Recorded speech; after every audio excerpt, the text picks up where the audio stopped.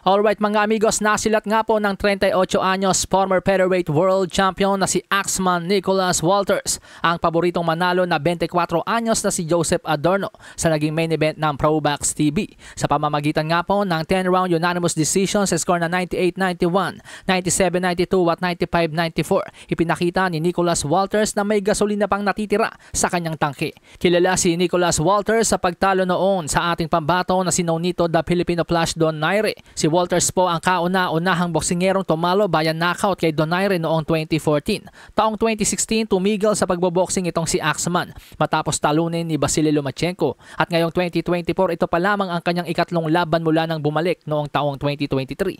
Naniniwala ang mga Probox TV commentators na posible pang mapalaban sa world title itong si Nicholas Walters dahil ang kanyang tinalo na si Joseph Adorno ay nakasagupa na nga po ng ilang matitigas sa 135 at 140 tulad nila Michel Rivera, Elvis Rodriguez, Jamaine Ortiz at Edwin Lagranada de los Santos. Sa laban nabasagan ng ilong itong si Axeman pero lumutang ang pagiging veterano na gamit ang kanyang talino sa laban kung saan hindi magawa ni Joseph Adorno ang kanyang mga nais gawin marahil dahil na rin sa respeto sa lakas ng suntok ni Nicholas Walters.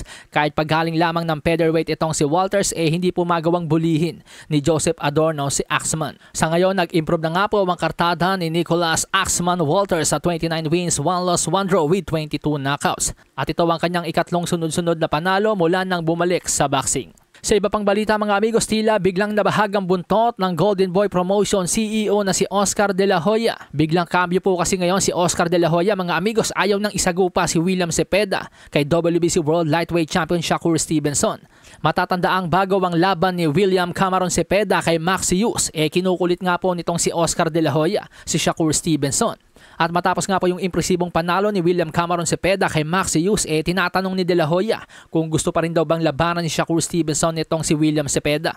Maluwag na tinanggap ni Shakur Stevenson ang mga hamon ni Oscar De La Hoya at ibinigay ang schedule. Sinabi ni Shakur Stevenson na sa July 6 ang kanyang comeback fight. At willing siyang si William Cameron Cepeda ang kanyang makasagupa sa date na yan.